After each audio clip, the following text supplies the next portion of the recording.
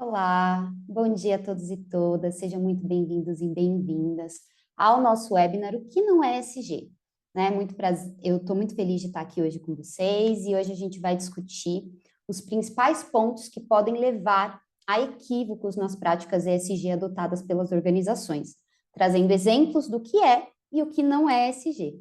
Eu sou a Gabi, coordenadora de marketing e certificações aqui no BV e tenho o prazer de ser moderadora desse evento. Bom, eu vou dar alguns rápidos recadinhos antes da gente começar. Durante a fala dos nossos palestrantes, fiquem à vontade para deixar suas perguntas no botão do Q&A que fica aqui embaixo, né, no centro da nossa conversa, que aí ao final do evento a gente vai respondendo, ou se durante tiver alguma pergunta que seja bem importante, a gente decida, a gente talvez responda no meio, tá bom? Bom, antes de tudo, né, vou falar aqui um pouquinho do BV. Nós somos uma empresa business to society, né, os nossos colaboradores atendem os nossos clientes e a gente é inspirado pela sociedade, né, é, e o nosso intuito aqui é transformar, né, positivamente o mundo em que a gente vive, construir um mundo de confiança e garantir um progresso responsável, né? Tudo isso vem por meio da experiência que a gente tem, do conhecimento técnico, da nossa presença global, né? E do apoio também que a gente consegue prover para os nossos clientes em gestão de risco, qualidade, segurança e em sustentabilidade também, né? Tudo isso para beneficiar a sociedade como um todo. Vou só repassar aqui rapidamente aí os nossos valores para quem já nos acompanha sempre, que está aqui na maior parte dos nossos eventos, para as pessoas novas também saberem um pouquinho mais sobre o BV. Bom, os nossos valores, né? A confiança é a nossa razão de ser, ambição e humildade também faz parte desses valores, a gente quer combinar essas duas coisas em tudo que a gente faz. Nós somos responsáveis deixamos o nosso legado de uma forma responsável e a gente acredita, né, no poder da diversidade e tudo isso regido também pelos nossos absolutos, ética, segurança e controle financeiro. Bom, hoje no nosso evento a gente vai ter a honra de contar com a presença da Camila Chabar. Ela tem mais de 15 anos de experiência em gestão para sustentabilidade e planejamento climático.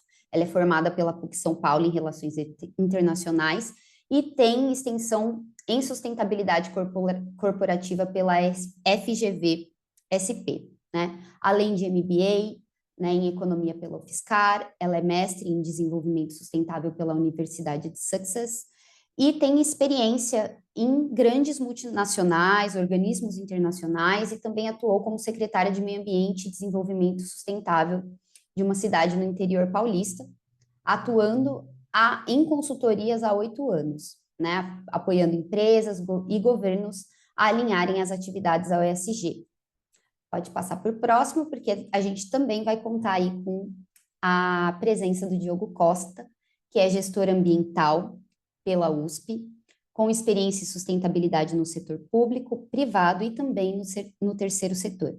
Ele é especialista em avaliação de riscos, oportunidades, impactos e dependências na correlação entre finanças e natureza e clima, né, com base em frameworks internacionais, como o TNFD, o TCFD e o IFRS, né, tendo experiência com instituições financeiras e setor de mineração e metais. Bom, vou já passar a palavra aqui, né, para a Camila começar, né, a nossa apresentação, explicando aí um pouquinho para vocês sobre o que é ESG. Camila, seja muito bem-vinda. Obrigada, Gabi. Oi, pessoal, bom dia. É um prazer estar aqui de novo, né? Podendo falar com vocês nesses eventos aqui que a gente está fazendo cada vez com mais frequência, né?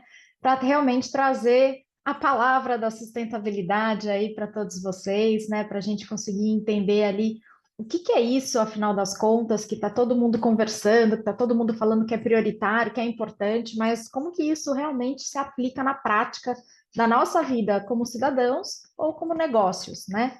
Então, para a gente falar aqui hoje o que não é ESG, eu vou trazer o que é ESG, né? Para a gente conseguir entender de onde veio essas letrinhas, o que que elas significam na nossa rotina ali de trabalho, como que a gente pode aplicar isso, né? E por que que a gente está falando disso com uma intensidade tão grande agora, na atualidade. Então, pode passar.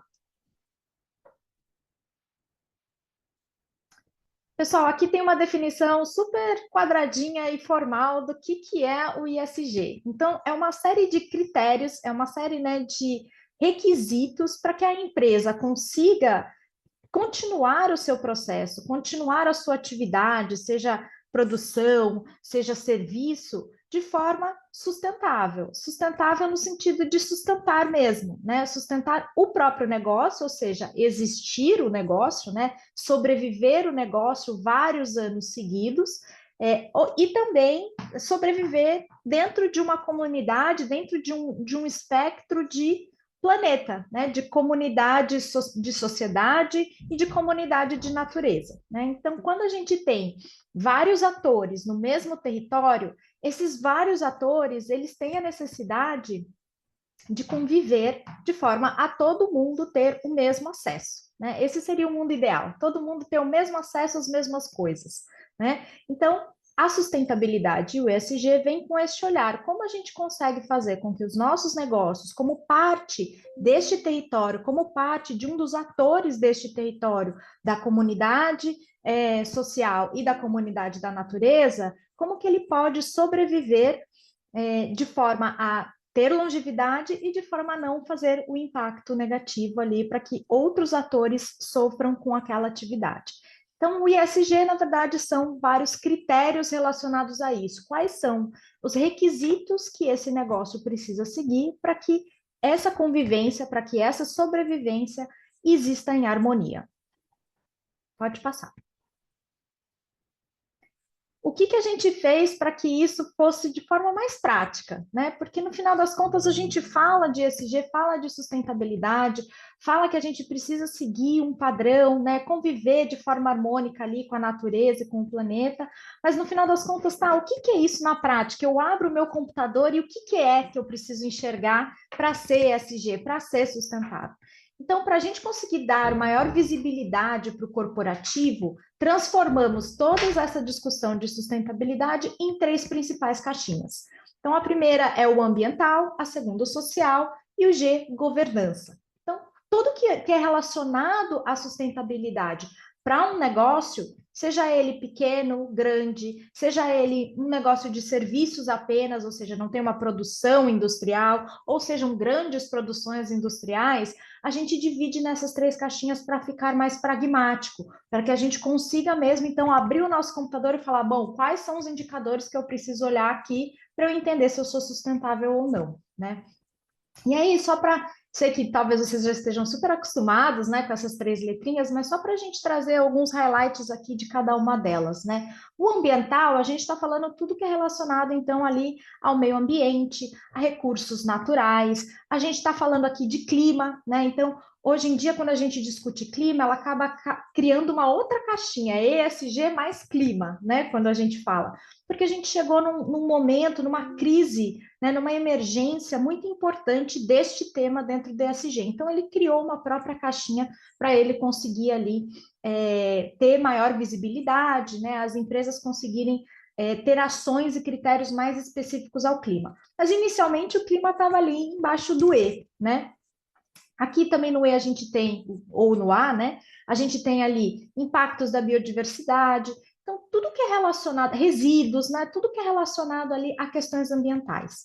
E aí, quando a gente vai para o S, a gente fala, puxa, Camila, mas tudo isso que você está me falando também tem uma relação social, né? Também tem. Quando a gente fala de resíduos, quando a gente fala de clima, principalmente, né? Quando a gente está falando de recursos naturais, a gente está falando também de questões sociais relacionadas a isso, né? Quem são os impactados, né, do clima? Quem são os impactados com a falta de recursos naturais, de água, né, de um solo com uma nutrição adequada? Quem que são esses impactados? Isso é o S, né? Então a gente precisa entender quem que é os impactados pelo A. Vejam que todos os temas relacionados a ESG e sustentabilidade são conectados. Eles são conectados na sua complexidade, né? Nós, como humanos, somos complexos, né? Temos várias vertentes, várias visões. A natureza, nós, como parte da natureza, também é complexa. Então, elas têm várias conexões. Então, uma coisinha puxa a outra. Mas quando a gente vai para o mundo corporativo, as coisas precisam ser uma caixinha, para a gente conseguir também ter a linguagem corporativa. É por isso que a gente pôs em caixinhas o ESG, né? Mas vocês vão ver que toda vez que a gente fala de A, tem coisas relacionadas ao S, que tem coisas relacionadas ao G. Então, o S basicamente é todas aquelas questões que a gente tem no A, quais é o impacto no S, né? Então, como eu comentei, puxa, estou aqui na minha atividade, eu tenho que coletar a água dessa comunidade, desse território onde eu estou, dessa cidade, desse bairro, né? Qual que é o impacto de eu coletar essa água? Qual que é o impacto de eu coletar 1 litro? Ou qual que é o impacto de eu coletar 1.000 litros? Qual que é o impacto de eu devolver esta água com um nível de pureza X ou um nível de pureza Y, né? De novo, qual vai ser o impacto das pessoas vivendo ali?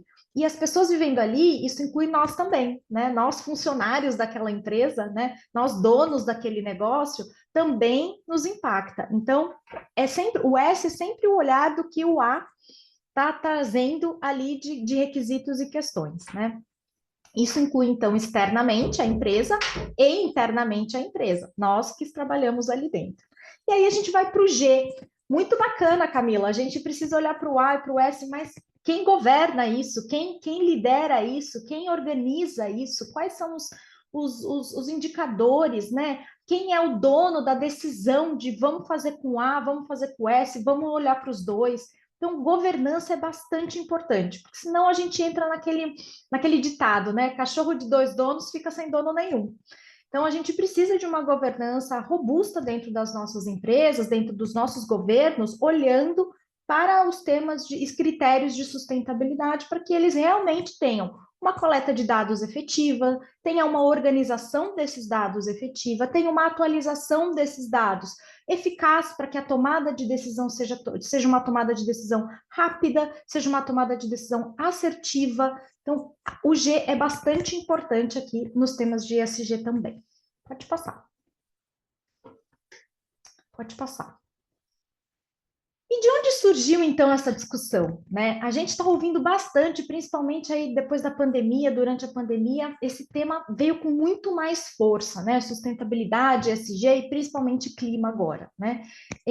Mas a questão é que o debate ele não é recente, né? A gente vem discutindo passivos ambientais, a gente vem discutindo questões relacionadas a ambientais e o social junto ali desde o início do século XX. Então, ali a gente já descobriu, os países nas discussões internacionais já conseguiram entender que os impactos da poluição, os impactos das atividades humanas não vistas de forma sustentáveis, tinham impactos muito significativos, né? Significativos não só em questões de natureza, em questões da nossa sobrevivência, mas em questões de saúde pública, em questões de impactos econômicos e financeiros, né? Nos últimos 5 anos, a gente viu ali uma crescente de vozes exclusivamente financeiras falando sobre sustentabilidade, utilizando dados de sustentabilidade para tomar decisão, por exemplo, em investimentos, né?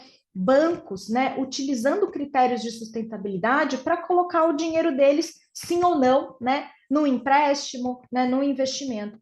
Por quê? Porque assuntos de sustentabilidade tornaram-se primordiais como qualquer outro assunto tradicional de corporativo. Eles viraram um risco, ele precisa entrar na matriz de risco, né? Ele é de fato uma oportunidade, sem dúvida, mas hoje a gente chegou num ponto em que ele é um risco para o negócio, um risco para a sobrevivência do negócio. Então, vamos voltar no nosso exemplo da água, né? Se uma empresa que utiliza 1.000 litros de água e ela está num território onde tem uma projeção de uma seca histórica, qual é o impacto daquilo para o negócio? O negócio sobrevive? Quantos meses ele sobrevive sem água? Né? O negócio conseguir. Vão ser só meses ou daqui 10 anos aquele lugar não vai ter água nenhuma por conta da projeção climática de eventos extremos? Então, esse tipo de discussão que é ESG, que é sustentabilidade, acabou virando um risco tradicional corporativo, como qualquer outro. A gente precisa olhar hoje, né? O CFO da empresa precisa hoje olhar para esses temas. É por isso que esse tema, apesar de não ser recente do debate, tá, vem aí há mais de séculos sendo discutido que sim, a nossa ação não está sendo sustentável para a sobrevivência do planeta e das pessoas, agora ele chegou no ponto de, olha, na verdade a gente não vai sobreviver nem à economia, né? Não vai sobreviver nada. Então, realmente, a gente precisa levar esse tema a um ponto de prioridade, né? A gente precisa olhar isso como um critério de matriz de risco do negócio mesmo. Pode passar. Então, ele andou a sustentabilidade, né? Ali dos objetivos do milênio eram 8, depois ele andou para os objetivos de desenvolvimento sustentável, 17 objetivos. Mas, como eu comentei, esses objetivos eles são amplos para toda uma comunidade planetária mesmo, né? Então, o planeta inteiro olhando para esses objetivos.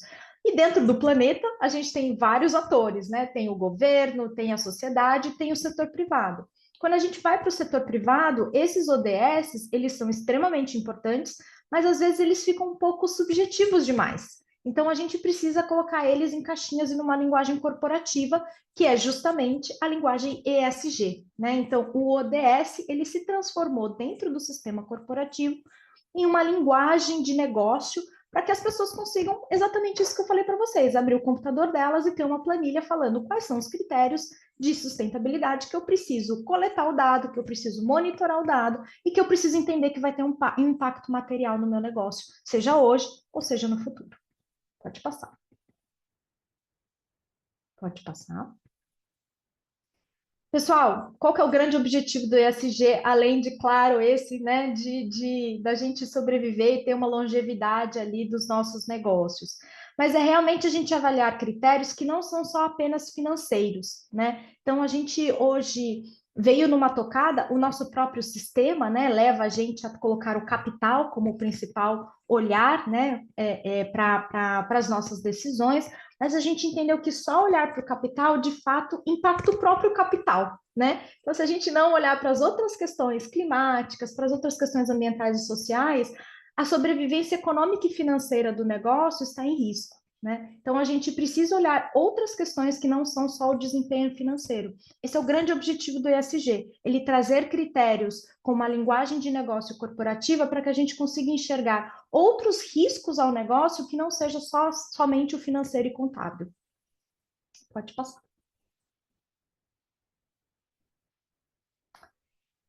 E aí, eu trouxe aqui para vocês um reloginho da NASA de mudança climática. Como eu falei para vocês, mudança climática está dentro das 3 caixinhas de ESG, mas ela criou uma caixinha própria dela porque a gente está vivendo um momento de realmente emergência, de uma urgência climática, em que as ações precisam ser tomadas com critérios bastante específicos para clima, né, para que a gente consiga ali, os nossos negócios não terem todo esse risco.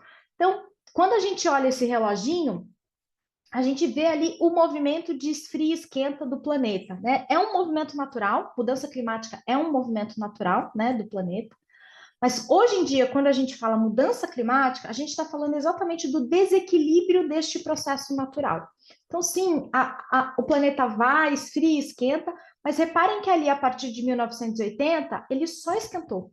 Então, ele não teve o movimento de esfriar e esquentar. Esse processo de desequilíbrio é justamente o processo que a gente chama de emergência climática, de urgência climática, e que está trazendo todas as consequências aí que não precisa ser nenhum cientista contar para a gente. É só a gente ligar a televisão que a gente vai ver o que está acontecendo, né? Que realmente o clima, a mudança climática está aqui presente na nossa vida e na nossa rotina, não só como negócio, mas como cidadãos mesmo, né? E nós, cidadãos que fazemos parte de um negócio, a gente tem que enxergar isso como uma questão prioritária dentro dos nossos negócios, dentro do ESG e dentro do principal objetivo, que é, bom, se eu não cuidar, se eu não tiver uma previsibilidade, uma análise de risco climática do meu negócio, eu provavelmente não vou sobreviver muito mais tempo do meu negócio, né?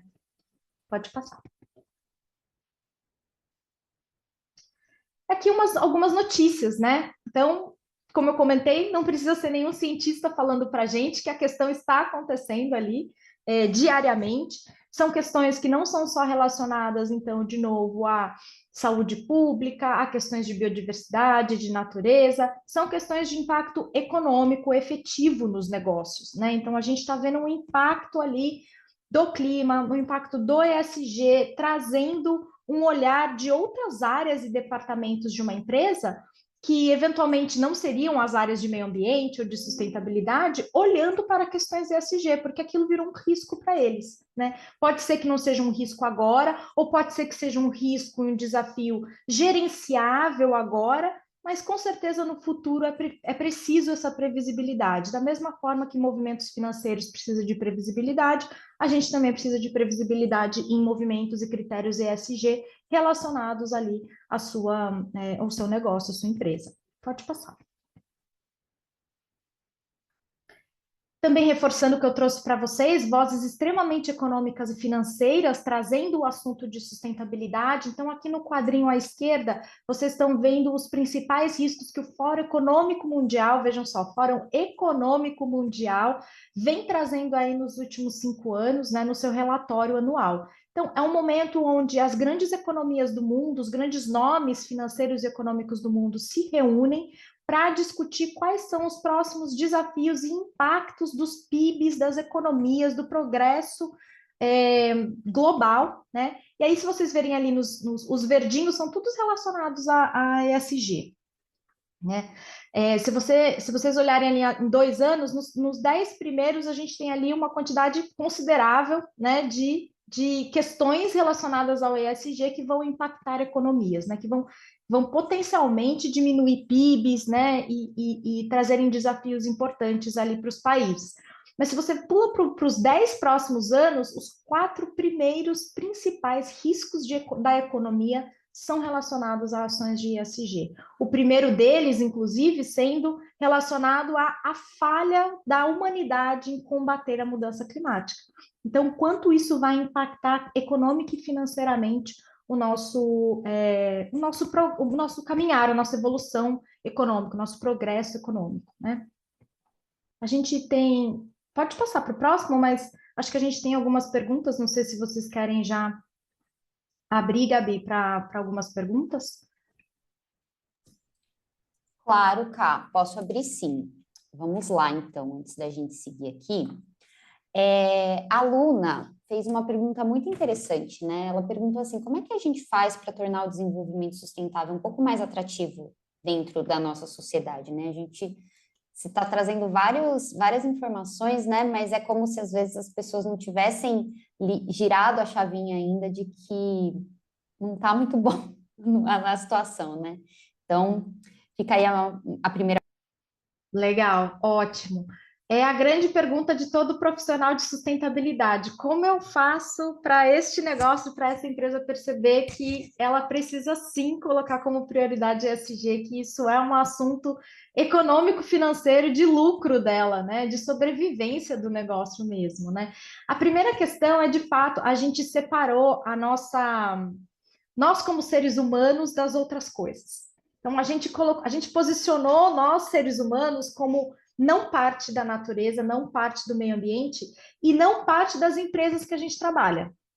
Então, parece que ontem mesmo eu estava conversando com uma pessoa e ele estava com a filha no hospital porque ela estava com um problema respiratório, né? A gente está passando por questões de problema respiratório, principalmente quem está morando aí em São Paulo, estado de São Paulo, está com muita gente, crianças e idosos e animais sofrendo assim bastante por conta dos incêndios e tal. E aí ele estava, né, com a filha ali e ele também estava reclamando do calor, né, o quanto que ele estava gastando de ar condicionado e quanto que ele estava dando sinusite e tal. Então essa foi uma discussão com o cidadão. Quando a gente começou a discutir sobre as questões da empresa dele de ESG, ele retraiu, né? Ele falou assim, olha, não tenho recurso para fazer isso agora, talvez eu vou tentar no ano que vem. Veja só, ele não conseguiu conectar que o problema atual pessoal dele é justamente ESG, né? Então, a filha dele está lá com problema de saúde, ele está sofrendo com a conta de luz, ele está sofrendo com saúde também, ele não conseguiu conectar que ele faz parte do problema e da solução ao mesmo tempo. Então, ele não priorizar ESG é uma questão de deslocamento de entendimento mesmo, né? De que, olha, acho que você não conseguiu entender que você, como negócio, faz parte da sociedade, faz parte do território onde você vive, né? Então, se você que vive nesse território e não está priorizando isso, como que você quer melhorar a sua questão? Então, trazer essa conexão para as pessoas de forma, obviamente, gentil e educada, né? Trazer essa questão de conectar, a pessoa conectar o que está acontecendo, é bastante importante uma missão número um do profissional de sustentabilidade. E o outro ponto, Luna, que a gente usa bastante é a questão de essa questão de negócio mesmo. Então, trazer uma visão de negócio para as pessoas dentro da empresa. Então, volta para mim um pouquinho um slide, por favor. Quando a gente vai falar com alguém de uma empresa que não é da área de sustentabilidade, não adianta ficar convencendo ela que natureza é importante. Não adianta, né? Não é esse o olhar dela dentro da empresa. Mas eu posso convencê-la falando que, olha, 78% dos investidores estão utilizando a informação de critérios ESG para a tomada de decisão dos seus investimentos. Isso é para pessoas físicas, PJs, grandes fundos e todas as instituições bancárias financeiras, por exemplo, no Brasil, que tem a regulamentação do Banco Central exigindo a análise de risco de sustentabilidade e de clima nas suas carteiras de investimento. Então, você pode não gostar, não achar a natureza um assunto interessante, mas eu posso te falar que, olha, 80% dos seus investidores estão olhando para os seus critérios de ESG. Então, em algum momento, você vai ter que fazer algum relatório de ESG, você vai ter que fazer alguma análise de materialidade desses temas, porque senão você não vai conseguir recursos no mercado, né? Então, a gente precisa sempre mudar o nosso discurso, mas sempre trazendo para esse olhar de que o tema é urgente e prioritário. Perfeito, Cá. Vou fazer mais uma perguntinha e aí a gente vê se a gente segue. É a pergunta do Júlio César. Ela é bem interessante. Ele falou o seguinte, né? Considerando que atualmente temos normas internacionais que tratam de cada pilar do ESG e normas específicas sobre ESG, como por exemplo a BNT-PR 2030, qual é a recomendação? A gente implementa os requisitos das diversas normas aplicáveis de forma integrada ou a gente segue as diretrizes de normas específicas ESG? Excelente pergunta. Por isso que é importante fazer o primeiro passo que todo mundo quer fugir dele, que é o diagnóstico. A gente precisa entender a empresa, o que que a empresa tem, o que ela não tem, qual que é o grande objetivo dela, né? Olha, meu grande objetivo com o ISG é eu responder às regulamentações que eu estou sendo impactado.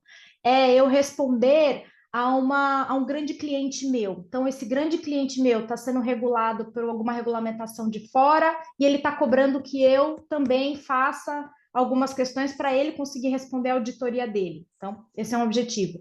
Não, eu quero questões de ESG porque eu tenho esse compromisso com a sociedade e tal. Então, ter este entendimento de qual que é o objetivo da empresa, do porquê que ela precisa e quais são esses critérios, é o primeiro passo que a gente precisa dar para entender quais são, a partir daí, normas que são melhores para aquela empresa, né? Então, o assunto ESG ele sempre precisa ser visto de forma holística, né? Olhar tudo o que a gente precisa. Mas, de fato, a gente pode escolher uma priorização e fazer um plano de ação de quais são os principais temas materiais para a empresa. Então, de acordo com uma materialidade, um estudo de materialidade, um estudo de maturidade da empresa, né? Quais são os assuntos que já estão maduros, quais são os assuntos que não. E aí, criar um plano de ação. E dentro deste plano de ação, pontuar quais são as certificações, quais são as grandes orientações que ele precisa seguir relacionado àqueles assuntos que foram listados. Excelente. Vamos Bom, seguir? vamos seguir então. Pode seguir. Então, a gente está falando aqui que riscos de sustentabilidade e mudança climática são riscos agora tradicionais dentro de um negócio, né? Eles não são mais, não devem ser vistos como uma caixinha separada de qualquer outro risco relacionado da empresa. Portanto, se a gente está falando que isso é um risco, e como eu comentei, os investidores já perceberam que isso é um risco. Então, eles querem saber qual que é o risco da empresa que ele está investindo, né? Puxa, é só um risco financeiro, contábil? Tem algum outro risco? Será que se eu investir o meu dinheiro nessa empresa e aí ela não está vendo a mudança climática, aí no ano que vem eu não tenho água e essa empresa quebra? Como é que eu vou saber que a empresa está fazendo esse monitoramento, essa coleta, essa análise? Então, a divulgação e a gestão dessa informação tornou-se primordial, né? A gente precisa entender como que a empresa está fazendo esse movimento de coleta e monitoramento de dados. E aí, quando a gente faz isso, a gente está falando de transparência. Então, o mercado quer saber o que aquela empresa está fazendo. Os pares querem saber, para saber se eles estão ali, né, junto na concorrência ou não. Os investidores querem saber. E agora, cada vez mais, os fiscalizadores, né, também querem saber se aquela empresa está adequadamente fazendo o que ela acha melhor se ela adequadamente fez uma análise do que é importante para ela em SG e se ela está tomando a ação efetiva, se ela tem metas efetivas para conseguir alcançar a mitigação daqueles riscos que ela já entendeu que tem, né? Pode passar.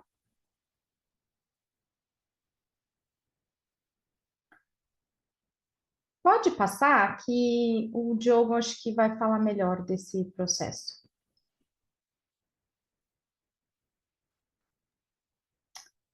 Eu vou passar aqui para o Diogo, pessoal, que agora ele vai falar para vocês, então, o que não é ESG. Então, a gente entendeu o que é ESG, a gente entendeu que ele tem ali critérios importantes para a corporação, a gente entendeu que o objetivo dele é realmente trazer uma sustentabilidade em sinônimo de sobrevivência do negócio, e a gente entendeu que isso virou um risco e agora as pessoas, os outros atores do mercado querem entender, então, uma divulgação transparente dessa informação, né? Então, o que agora não é ESG? Vai lá, Diogo. Bom dia, pessoal. Muito obrigado, Camila, por essa introdução. É bem importante a gente entender exatamente o que não é ESG, porque ESG não é bagunça.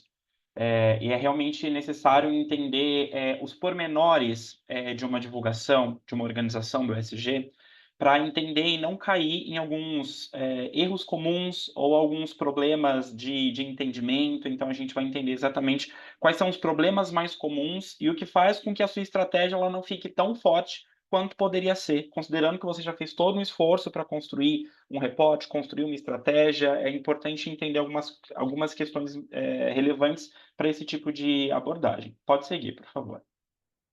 Primeiro deles, e é o mais famoso, mais conhecido, né, é o greenwashing. E aqui a tradução que a gente prefere é maquiagem verde.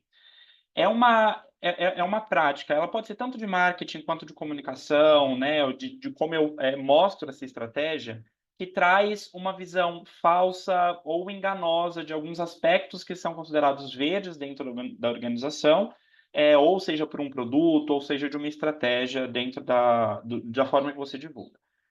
O ponto aqui a ser entendido é que o greenwashing não necessariamente ele é uma estratégia feita de má fé pela organização.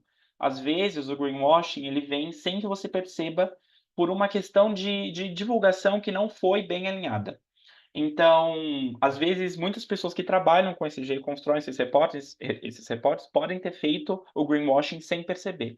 Porque dentro do greenwashing cai também uma comunicação imprecisa ou dúbia. Eu uso um termo que não ficou muito claro qual é a ação que eu estou tomando, qual é a minha política a respeito daquele tema.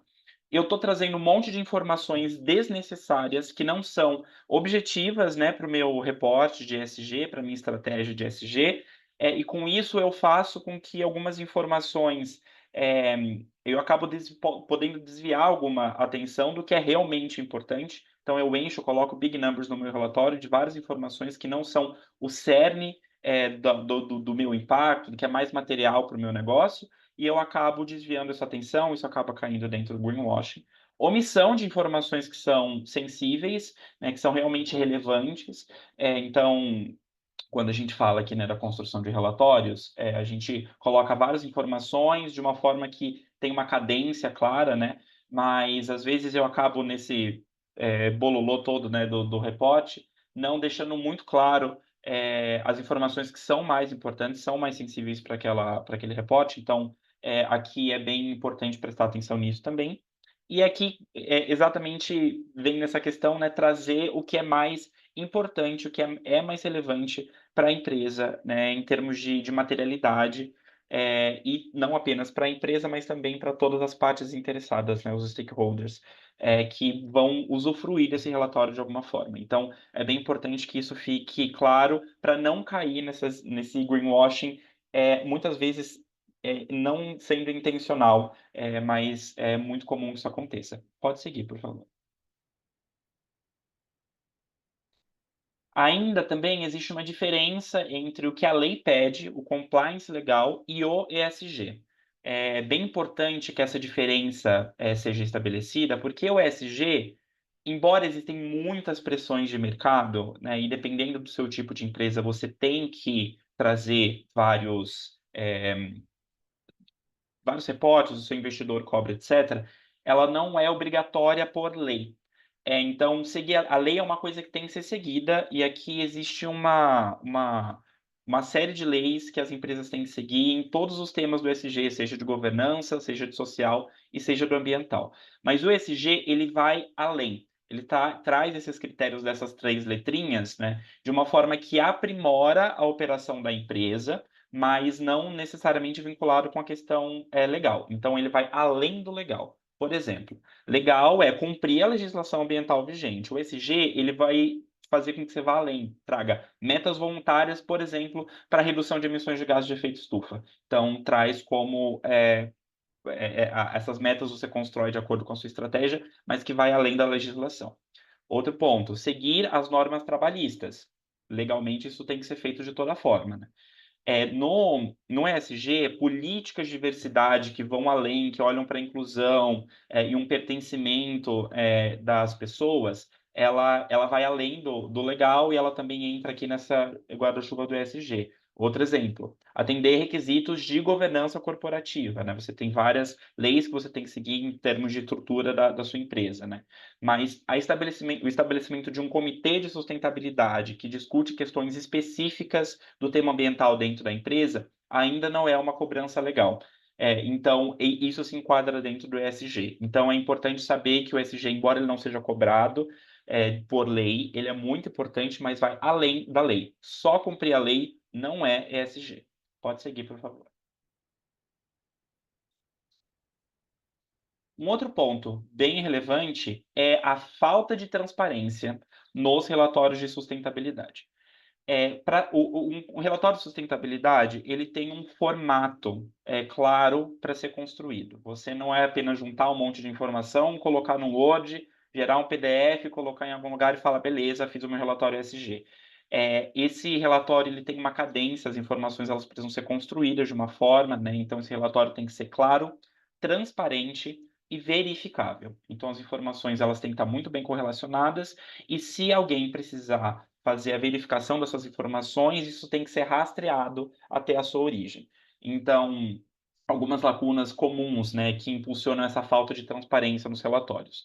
A falta desses dados verificáveis, então, ou o dado é dúbio, ou eu não deixei muito claro qual é o meu ano base para aquela informação, eu não deixei muito claro qual é a unidade que eu estou trazendo aquela informação. Então, muitas vezes, uma empresa muito grande, eu tenho várias unidades e eu deixei de fora algumas importantes, então esse dado ali ele não está muito vinculado à realidade, é uma falta de transparência. As informações incompletas ou desatualizadas, então eu construo um relatório de sustentabilidade do meu ano agora, com informações de 2020, porque elas eram melhores de alguma forma, e eu entendo que se eu vou colocar essas informações, elas não são falsas, mas elas não são atualizadas. Isso é uma falta de transparência, e essa informação ela precisa ser muito completa. Então, eu posso publicar as informações de 2020, contanto que eu deixe claro, essa informação é de 2020, não é de 2024, por um motivo tal, e eu estou buscando melhorar essas informações até o ano tal, né? Então, essa diferença ela é importante de ser especificada no relatório. Ou, claro, também a dificuldade de acessar essas informações. Eu não posso, numa estratégia ESG, que seja ESG de verdade, ter dificuldade para acessar essa informação na base de informações da empresa. Então, eu preciso que essa informação seja muito clara, disponibilizada num site, nas redes sociais, que consiga rastrear e ler esse relatório completo sem dificuldade. Eu não tenho que cavar a mina para conseguir essa informação.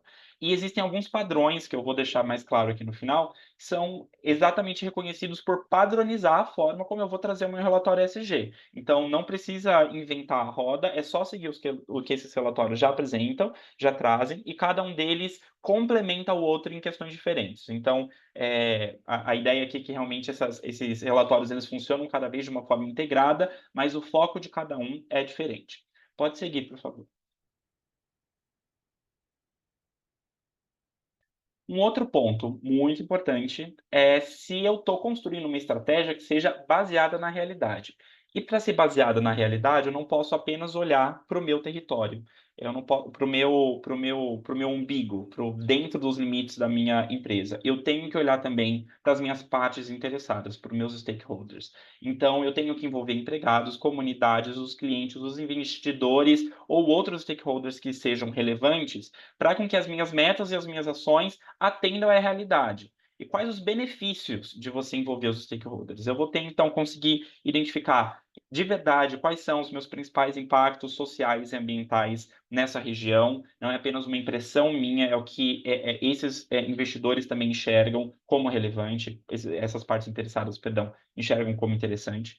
Também eu vou conseguir desenvolver e implementar iniciativas com o apoio desses stakeholders. Então, eu deixo claro onde que a gente vai precisar de ajuda para fazer aquilo acontecer, qual é a responsabilidade de cada um, consigo trazer eles para perto. Eu consigo aumentar o meu engajamento e trazer um senso de propósito em relação à minha estratégia ESG. Então, ela sai, né, dos muros da organização, na verdade, ela sai da sala da gerência e ela ganha espaço dentro da organização e para as minhas comunidades, né, todos os meus stakeholders envolvidos, e eu faço com que ela seja mais efetiva, mais simples de implementar, porque todo mundo está envolvido, está dentro do mesmo barco. E também eu consigo entender e refinar com mais clareza as expectativas de sustentabilidade e responsabilidade social para com que essas expectativas sejam alinhadas e correspondidas entre todo mundo que está envolvido. Pode seguir, por favor. Um outro aspecto muito importante e que é muito comum de se encontrar em relatórios, eu já encontrei isso várias vezes na minha carreira, são metas que não são metas, métricas que não são métricas. Uma meta, ela deve ser mensurável e acompanhável através de indicadores chaves de desempenho, os famosos KPIs, né, ou KPIs, né? Eles são importantes de serem construídos de uma forma que realmente traga uma visão muito clara e muito rastreável do que são essas metas e o que eu tenho que cumprir. Então, por exemplo, não é uma meta reduzir as emissões de carbono até 2030. Ou, às vezes, reduzir as emissões de carbono. É comum a gente encontrar é quase como uma intenção por parte da empresa, mas eu não deixo claro como ou em que grau eu vou fazer isso. O que é uma meta? Como se conserta essa meta? Reduzir em 80% as emissões de carbono, escopo 1 e 2 até 2030. Então, aqui eu tenho uma visão muito clara do quanto, do onde e do até quando. E aqui também, além disso, eu posso fasear essa meta, né? Então, eu tenho uma meta até 2030 e eu também quero atingir net zero para os escopos 1, 2 e 3 até 2050. É uma meta clara, ela é uma meta ambiciosa e essa meta também ela vai ter que vir acompanhada de métricas, então como que eu vou medir essa meta e associada também de um plano de ação. Para eu fazer essas metas acontecerem, eu vou fazer tais ações até tal ponto, com tal impacto, para eu construir essas metas. Se você está em dúvida se a sua meta e a sua métrica ela é realmente vinculada à realidade, para as questões, principalmente para as questões ambientais, existe a referência do Science Based Targets, é uma iniciativa que orienta como essas metas conseguem ser construídas e se elas são válidas com base na ciência. Existe já um protocolo muito sólido para as metas climáticas e também existe um protocolo cada vez melhor que está sendo aprimorado para as questões de natureza. Então, recomendo também dar uma passeada no site do SBTi, que lá vocês vão conseguir encontrar essas informações. Pode seguir, por favor. Bom, exatamente para reforçar, né, essa estrutura e de como se constrói essas metas, né, entender que essa demanda é latente, a gente tem várias legislações surgindo em nível nacional e em nível internacional que cobram quase como legalmente das empresas esse tipo de reporte, esse tipo de informação ESG. Pode seguir, por favor. No ponto de vista internacional, a gente tem no nacional, perdão, a gente tem as regulações SUSEP o CVM e o Bacen. Quem trabalha com ESG, em algum momento isso vai bater na sua porta, né? Elas são normas que elas são propositivas, né? Mas dependendo do mercado que você quer encontrar, você precisa estar vinculado, né, com essas normas aqui, alinhado com essas normas. E o Brasil foi pioneiro e é uma grande referência global, principalmente no sul global, sobre em relação a esse normativo, né? Tanto principalmente de carbono, que é o que tem mais robustez ao longo do tempo, mas também de natureza. E ele tem um impacto não apenas no seu negócio, mas em toda a sua cadeia de fornecedores, né? E quando a gente olha para o Brasil, é um país em tamanho continental, a gente tem trocas, né, em longo de todo o país e a gente entende o impacto ao longo do território. Então é importante que essa cadeia seja incluída e essas regulações cobram cada vez mais que essa visão ela não seja mais opcional, mas sim obrigatória, né? Mas reforçando, ela vai além da legislação que você já tem que cumprir, mas ganha um peso cada vez maior no mercado. Pode seguir, por favor. A gente também tem algumas regulações no cenário internacional, e aqui dá para destacar bastante as cobranças que têm acontecido da União Europeia a respeito disso, como o European Green Deal, né, que trata de vários temas de poluição, de emissões de carbono, de natureza, em vários setores, então ela orienta várias regulações que vêm acontecendo. Uma delas é o EUDR, né, que é a famosa regulação de desmatamento zero da União Europeia, que vai impactar diretamente alguns commodities muito importantes para o Brasil. Então, envolvendo óleo de palma, soja, madeira, cacau, café, gado e borracha. Então, a partir de 2025, a partir do ano que vem, se essa regulação não for adiada de novo, a gente vai ter que comprovar que na nossa cadeia de fornecimento, da onde esse material ele foi, da onde essa matéria-prima ela cresceu, ela nasceu, até chegar nas porteiras da União Europeia, teve zero desmatamento nessa cadeia. É um grande desafio, deve estar se preparando para apoiar as empresas nesse desafio, mas ele envolve uma grande mobilização aí e vai, enfim, conversar com todos essas regulações que a gente trouxe até agora. Pode seguir, por favor. Bom, e como que eu vou fazer isso, né? Como que eu tenho feito isso? Como eu já comentei, tem algumas regulações importantes nesse sentido. Tem a duplinha de irmãos, né? Que é o TCFD e o TNFD. Então, são divulgações financeiras, né? Na parte de clima e de natureza, que deixam claro uma forma de reporte de quais são as minhas dependências, os meus impactos e os meus riscos relacionados a esses dois temas para o meu negócio. Eu já consigo incluir esses indicadores desses reportes nos meus outros relatórios, como, por exemplo, o GRI, que é um modelo mais comum para você construir relatórios de sustentabilidade. E também vem sendo cobrado por outras organizações, como o IFRS, por exemplo, que acabou de incluir as regulações do TCFD, os indicadores do TCFD e estrutura, no seu padrão S2. Então, todos esses aqui estão se conversando, eles são complementares, cada um desses tem uma visão diferente dentro da sua organização, mas eu consigo reportar eles de uma forma integrada, contanto que o meu formulário, né, o meu reporte, ele esteja claro, metas bem organizadas, muito transparente, né? E eu atendendo assim as várias demandas que acontecem ao mesmo tempo. Muito provavelmente você já tem ouvido falar do GRI, que tem uma estrutura muito clara, os indicadores muito claros, mas esses outros se complementam também. Se vocês tiverem alguma dúvida um pouco maior sobre esses indicadores especificamente, deixem a gente saber aqui, que aí a gente pode até organizar outras conversas a respeito disso. Pode seguir, por favor.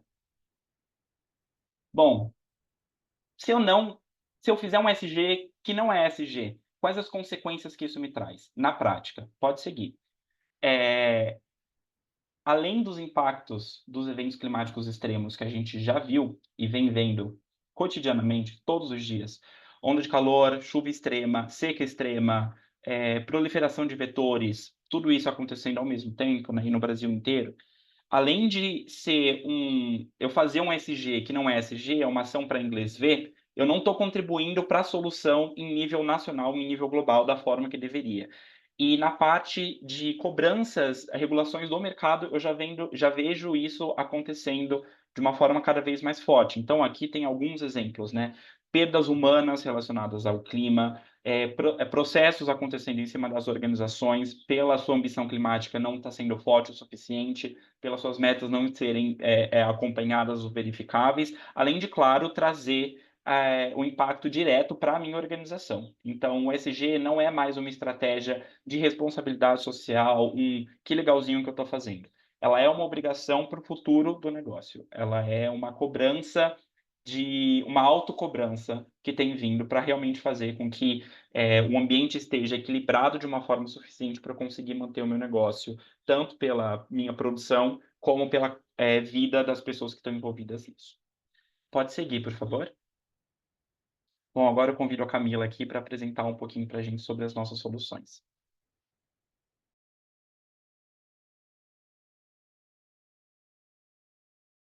Super obrigada, Diogo. Acho que, não sei se, Gabi, você quer trazer alguma questão antes de eu entrar aqui? Não. Olha, a gente tem ainda algumas perguntas, mas o nosso tempo está um pouquinho curto. Tá bom. Então, vou deixar você continuar a seguir. E aí, pessoal, a gente vai pegar as perguntas de vocês que não foram respondidas. A gente sempre tem feito isso, tem feito um pool de perguntas que nos ajudam também a definir os temas dos próximos eventos aí com foco em SG e sustentabilidade e mudança climática. Legal, massa. É isso, é um super tema, né? Em uma hora parece muito, mas é bem pouco, na verdade, né? Gente, então tá claro que a solução é coletiva, né? Não adianta a gente ter só o governo cobrando e regulamentando, e fiscalizando, não adianta só nós, cidadãos, né, fazer a nossa parte em cobrando, escolhendo o que consumir, e não adianta só também o setor privado fazer a parte dele. Então, a solução é realmente coletiva, a gente precisa de todos os atores dentro do território participando para que a gente tenha ali uma virada de chave aí da sustentabilidade. Pode passar. Como a gente foi comentando, isso não é uma coisa simples de se fazer, né? Então, o Diogo começou falando, ESG não é bagunça. É justamente isso, né? Às vezes a gente acha que é só pegar ali um monte de informação, colocar no Word e fiz um relatório de ESG. E não é assim, né? A gente tem uma estrutura de sustentabilidade. Então, existem metodologias específicas, né, para fazer um relatório, por exemplo. Existem metodologias específicas para fazer análise de indicadores, né? E até a forma de escrever essas informações, que é o que a gente trouxe aqui da maquiagem verde. Então, não dá para escrever de qualquer forma. Tem que escrever de uma forma que não seja maquiagem verde, que seja de fato um relatório de sustentabilidade, seguindo uma orientação ali, né, seguindo uma metodologia. Isso não é uma coisa simples, né? Então, por isso que o Bureau Veritas tem esses serviços, né, de apoiar as empresas a conseguir entender quais são os principais critérios, né? Conseguir entender ali quais são os temas materiais que realmente a empresa precisa ter olhar do ESG, quais são as regulamentações que ela vai eventualmente ter que responder, seja agora, ou seja regulamentações ali no futuro, né, que está sendo debatida e discutida. Como reportar isso, a que público reportar isso, né? Então, tudo isso são serviços, são ações que não são simples dentro de uma empresa, né? E por isso que o BV está aqui com uma equipe super multidisciplinar, altamente especializada, né, em cada um dos temas ESG, para conseguir apoiar as empresas. Pode passar. O que é, então, essas várias etapas mesmo, né, que a gente tem ali da nossa jornada de sustentabilidade para apoiar as empresas e os negócios. É claro, ai, Camila, mas eu já faço várias coisas para sustentabilidade. Então, esses passos são as etapas ideais, mas é claro que cada empresa, em cada passo, vai ter o seu olhar individual, porque ela tem níveis de maturidades diferentes, né? Eu já iniciei um programa de sustentabilidade ou de um plano de climático, mesmo sem ter feito um diagnóstico de materialidade. Então, existem alguns processos dentro de cada uma dessas etapas, mas a gente sempre tenta colocar dentro dessas caixinhas porque elas são o passo a passo ideal, né? Então, mesmo que você tenha avançado, às vezes, no passo 2 ou no passo 3, é preciso, talvez, voltar no passo 1 para fazer algum tipo de análise, de diagnóstico que talvez você não tenha sido considerado ali nos seus passos 2 e 3, e aí arrumar a rota, né? Planos de sustentabilidade, planos climáticos, são planos vivos. Isso quer dizer que eles precisam ser atualizados com frequência, de acordo com a regulamentação, de acordo com o mercado, de acordo com novos objetivos dentro da estratégia de negócio.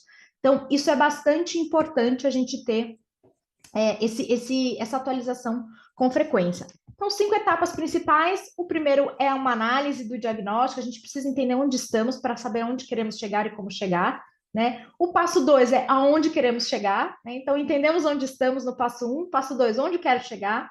O passo 3 e o 4, quais que são as ações, né, que eu preciso tomar para chegar nos meus objetivos, qual que é o tipo de monitoramento, né? Quais são os atores que eu preciso envolver interna e externamente da minha empresa? Quais são os tipos de caminhos mesmo, de tecnologias que eu posso utilizar, de inovações em gestão que eu posso utilizar, né? E o passo 5 é como que eu, então, coloco a minha transparência ao mercado. Como eu divulgo, para quem eu divulgo, qual é a metodologia que eu vou utilizar, né? Qual que é o tipo de reporte que eu devo fazer, como eu devo escrever as minhas informações de forma a trazerem tudo que eu fiz, né, todo o meu esforço e ter essa clareza ao mercado. Pode passar. Pessoal, a gente já trouxe aqui um monte de argumentos, mas aqui para reforçar, né, num bullet points bem corporativo, o porquê que a gente precisa trilhar essa jornada de sustentabilidade, seja você uma pequenina empresa, um comérciozinho de serviços, seja você uma indústria de base brasileira, de commodity, todo mundo tem o seu papel de trilhar essa jornada, justamente porque todos nós fazemos parte do problema e da solução. Né? Então, a gente está vivendo no mesmo território, na mesma comunidade, a gente precisa ampliar isso, então, como uma forma a todo mundo trilhar isso junto, independentemente do seu tamanho, independentemente se a regulamentação está diretamente te afetando, isso é um olhar e uma prática que precisa ser ali compartilhada com todo mundo, isso trazendo muito mais sustentabilidade na nossa vida, né? A palavra em si já fala, a gente transformou a palavra sustentabilidade num produto, mas no final das contas ela tem um significado bem mais amplo e bem mais profundo, né? Que é realmente sustentar, né, os nossos negócios, sustentar a nossa saúde, sustentar a nossa sobrevivência, a nossa vivência aqui nos nossos processos. A gente tem toda aquela trilha e dentro daquela trilha a gente tem alguns produtos específicos dentro de cada uma da trilha. Então, ali uma análise mais focada em estratégia, né? Ou então entender qual que é a sua matriz SWOT, quais que são as suas fortalezas, né? Eu nunca peguei um cliente nos meus 16 anos de carreira, eu nunca peguei um cliente que não fazia absolutamente nada relacionado à sustentabilidade. Sempre tem alguma coisa, a gente só precisa entender aquilo como realmente uma governança de sustentabilidade e melhorar aquele processo, obviamente, né? Então, como fazer essa análise? Todos os tipos de certificações, então, ISO, selos, né? A gente tem o nosso selo BVSG 360, que é um selo bastante interessante para trazer esse primeiro olhar de maturidade e de um plano de ação para apoiar essa maturidade, né? E aí, todos os outros temas relacionados também, bondes, estratégias de descarbonização e qualquer tipo de compliance que a empresa precisa responder. Acho que é isso, pessoal. Aí, o último ali, vou passar a palavra para a Gabi para ela finalizar. Foi um prazer poder falar com vocês sobre esse assunto novamente. E fiquem atentos, porque a gente está cada vez mais aí com frequência de eventos, então vejo vocês em breve. Muito obrigada, Camila, muito obrigada, Diogo.